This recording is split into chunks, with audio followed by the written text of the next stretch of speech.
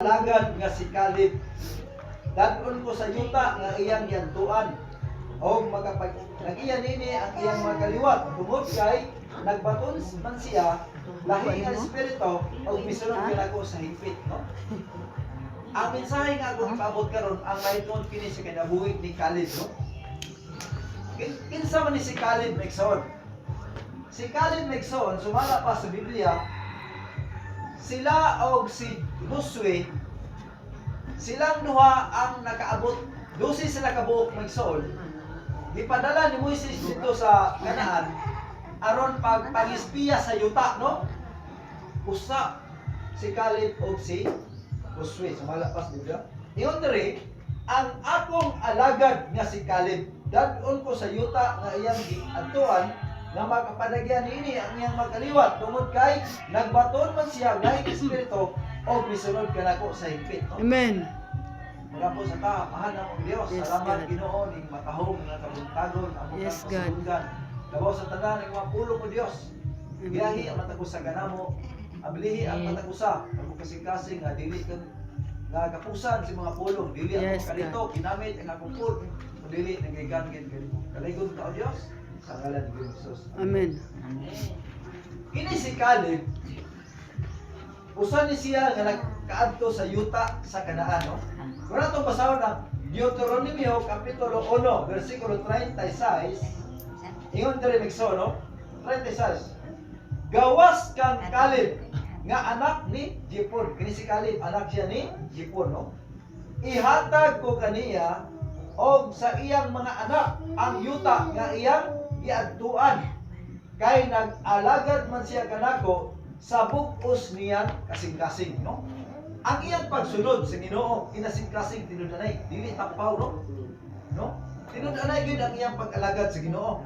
Usa ka higayon gipadala ni sila dito sa ni Moises dito sa Kanaan. Basahon na to ang Numeros 14. Saan na to diri sa ang Numeros Megson? Gipadala ni sila ni sa Joshua Kapitulo 14. Basa na to ang nahitabo diri Megson. Joshua Kapitulo 14 versikulo 6. Basa na to. Ang tanang katawhan sa Juda miadto kang Joshua sa Gilgal. Giingnan siya ni Caleb, no? Si Caleb og si Joshua nakaabot sa yuta sa Kanaan, no? Ang anak ni Jepon nga si Hanon. Nasayod ka sa giingon sa Ginoo kang Moises ang alagad sa Dios dito sa Kades Barnea, mahitungod kanako og kanimo. Nagpaunigon ako og 40 sa dihang gipaadto ako ni Moises nga sulugoon sa Ginoo gikan sa Kades Barnea aron pagpangispiya sa yuta. Gibalitaan ko siya bahin sa akong nasayran, no? Sa tuwa kining duha, si Caleb o Joshua uban sa pulo niya kakauban, nakaadto sila sa Kanaan, no? Yun sila. Versikulo 9. Unya, versikulo 10, ingon siya tuloy. Tungod kay nagtuman ka sa gisugo sa Ginoo nga atong Dios, ikaw o kanimong mga anak, kinahanglan magapalagi giyon sa yuta nga naataagan ninyo, no? Muna ang gisaad ni Moises. Kung kay nag-amot dito sa yuta sa Kanaan, no? Miagi na ang 45 katuig sugad nga kinig gisulti sa Ginoo ngadto kang Moises. Panahon kadto nga ang Israel milatas sa kamingawan sa hangtod karon buhi ako tungod sa Ginoo. Tan-awa 85 na ang akong edad, no? Wala nga kini duha ka tawo nakaabot dito sa Kanaan, no? Basaw na to kung sinabot sa Numeros. Deuteronomio Megson, no? Numeros Kapitulo 13. Nakaabot sila dito sa pita. Basaw na to. Tapos sa 40 ka adlaw na mauli sila, no? Sa ilang pag-adto dito sa Kanaan, uban si Caleb o si Joshua o sa napulo pa niya mga kauban. Tapos sa 40 ka adlaw nga pagpangispiya dito sa yuta, na mauli sila gikan sa ilang ipangispiyahan sa maong yuta. Miadto sila kang Moses o kang Aaron sa tibuok katawan sa Israel dito sa Kalis, sa kamiyawa sa Paran. Gitahon nila ang ilang padaw o gipakita nila ang mga prutas gikan sa yuta nga ilang susi, no? Pag abot dito sa Kanaan ng napay mga prutas nga ilang mga dala, no? Doon na sila yung mga nindot nga mga balita, no? Ingon si Rio, tabunok kini kayo. Sa ito pa, ang yuta dito napita kino, maayo kuno tamnan, kanang tabunok, no? Nindot tamnan, no?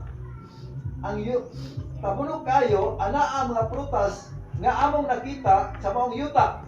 Apan kusgan ang mga mulupyo sa maong yuta o ang mga syudad, kinutaan o habog. Gawas pa niini, nakita namo dito ang magkaliwat ni anak. Doon na kuno'y mga giyante dito, no? Sa ito ba, kining napulo ang iyang report dito, Megsoon, dili maayong, no? Gipanghadlok nila ang iyang kawan, no? Nangadto kita karon dayon. Uy, anato kini kay mabuntog nato kini. Ingon siya so exkalib, ato ning atuon kay mabuntog ra nato ning mga tawana, no? Yung sa ingon sa pulo, dili kita magabuntog sa katawan dito kay mas lig-on sila kanato. Pinaagi niini, gidala nila sa katawan ang bakat nga taho bahin sa Kanaan, no? Nag-report sila dili maayo to nakita. Sa kinabuhi ning matawhan na Megsoon, ilang gisunod ang Ginoo, no? Pinaagi sa matinud-anon nga pagpangalagan. Muna nakaabot sila sa yuta sa Kanaan. Pero sa Josue kapitulo 24, basahin na to sa dito ko. Josue 24 versikulo 15. Ingon rin Megsoon, kung dili ka mo andam sa pag-alagad kaniya, pagpili karong adlaw, kung kinsay inyong agagaron, ipa-desisyon niyo ang mga tao. Ingon si Josue, dili ka mo andam sa pag-alagad, kinsay inyong alagaron. Ingon, mga Diyos ba sa ilagaran sa inyong mga sigulangan dito sa Mesopotamia, o ang Diyos ba sa Amranon? Ingon si Josue, apan alang kanako o sa akong pamilya, mag-alagad kami sa Ginoo. Indot kaya desisyon ni Josue, no? Kahit ibuok pamilya, nangalagad sila sa Ginoo. Amen. Muna nga sa kinabuhi ni Caleb, Megsoon, o ni Josue, silang nakasunod sila sa gisulti sa Ginoo, no? Muna nga, dako kayo ang panalangin nga niabot nila, no? Ano man, nakaangkon sila sa yuta, dahil gisaad, sumala pa sa balaan nga kasulatan. Muna ingon ni Moses Megsoon, gipanalangin ni Josue si Caleb, ang anak ni Jepon, nga kisihanon o gihatag kaniya ang Hebron, no? Katong lugar kung napita sa Kanaan, iyang gihatag kang Caleb. Ano man? Kay masinugdanon siya sa Ginoo, no? Muna nakitang makristohanon, ikinahanglan ginato nga andam ta mo alagad sa Ginoo, mosunod ta sa Ginoo, no? Aron ang panalangin magaabot sa matag usa ka nato. Amen. Kaya panalangin sa Ginoo Megsoon dili lang sa mga material nga butang kundi sa mga butang nga espirituhanon. Muna ingon ni Apostol Pablo gani sa akong gibasa ganina Megsoon.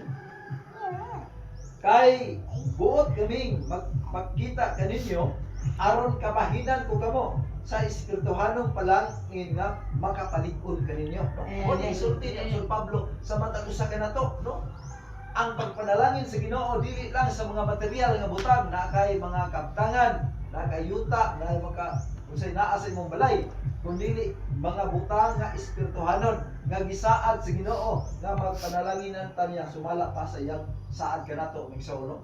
Murang hangtod nining atong panahon karon nagabarugta nga lig-on, nagapadayon ta tungod sa pagpanalangin sa Ginoo sa matag usa kanato, no? Mura nga dunay gisulti sa Biblia Megsoon isip pagpahinumdom, no? Sa matag usa kanato.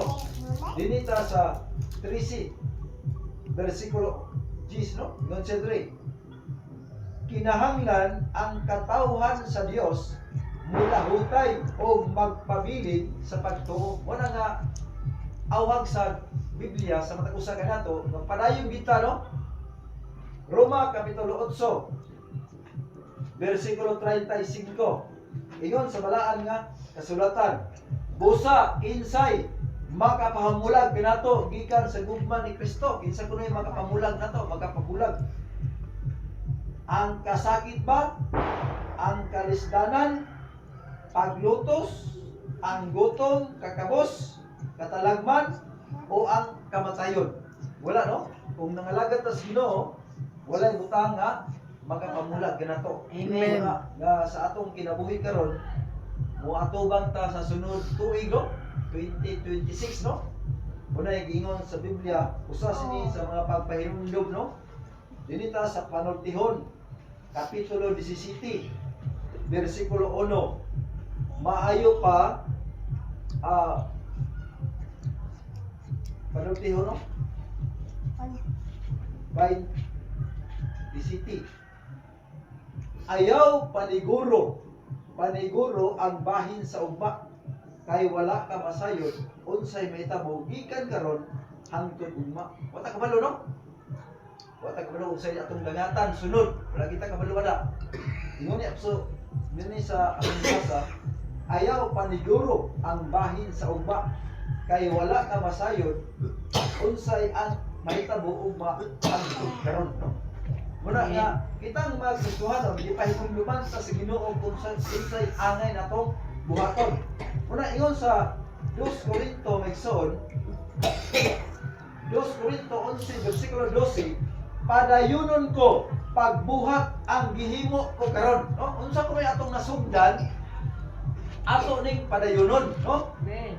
Nagsugod ta sa pagpangalagad, mo padayon tunuta, no? Iyan ang Biblia, padayunon ko pagbuhat ang gihimo ko karon, no? Unsa may atong gibuhat? Nagsugod ta sa pagpangalagad, no? Padayunon kuno nato hangtod sa adlaw sa pagbalik sa Ginoo. Mayon sa gipadayag kapitulo 2, versikulo 10. Unay giingon sa Biblia megson nga pagmatinumanon hangtod sa kamatayon og ihatag ko kanimo ang korona sa kinabuhi, no? Mura unsa atong nasugdan angay natong padayunon. Kung nangalagad tagsugod, magpadayon na lang kuno ta. Sumala pa sa Biblia. Kung muundang ka sa pagpangalagad sa Ginoo, wala kay bahin sa saad nga kaluwasan. Sumala pa sa Biblia, no? Mura nga ingon ang balaan nga kasulatan dinhi sa kuan atong gibasa nga gikinahanglan magsuon nga dili ka mangundang. Sumala pa sa balaan nga kasulatan.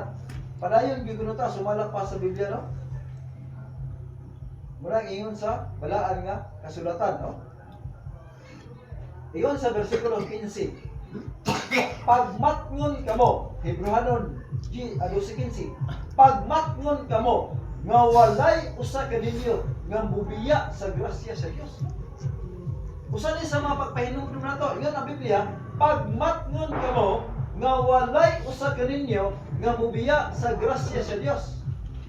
Og matngoni nga walay usa ka ninyo nga misama sa mapait nga tanom nga motubo o makahasol sa uban pinagi sa hilom ini, no? Usa ni sa mga pagpahinumdum sa kanato unsay angay nato buhaton, no? Wala ta kabalo unsay atong dangatan sunod tuig, no? Pero ang ato kunong buhaton nangandam ta sa atong kaugalingon, no? Nga dili po ta mubiya sa Ginoo. Pagpadayon kuno ta. Kay diha kuno sa atong pagpadayon naaray ganti ang Ginoo sa matag usa kanato, no? Naay gihatag sa Dios nga ganti sa matag usa kanato, no? Murag ingon sa Biblia, ang binuhatan sa matag usa makita ra unya sa adlaw sa hukom, no? Muna doon tay giandaman sumala pa sa balaan nga kasulatan dito sa Mateo kapitulo 24, no? Busa kamo usab kinahanglan mag-andam kanunay kay maabot ang anak sa tao nga satak na nga wala kamo magpaabot kina. Kini nga atong gibuhat karon usa ni sa pagpangandam, no? Nangandam ta kay wala ta kabalo unsay may patol pa sa Panultihon kapitulo 27 sa kung gibasa. Ingon ang Biblia megson, no? Ingon diri, ayaw paniguro ang bahina sa ugma, kay wala ka masayod unsay mahitabo karon hangtod ugma, no? Patang kabalo. Pero ang katulong kanang buhaton mangandam ta, padayon ta sa atong pagpangalagad sa Ginoo kinahanglan, mulahutay ta taliwala sa mga butang pagsulay sa kinabuhi, kalisod man, problema nga abot nato, padayon lagi kuno ta sumala pa sa balaan nga kasulatan. Amen. Pero ug mangundang kuno ta sa atong pagpangalagad sa Ginoo maigsoon, kung mangundang ta dunay giingon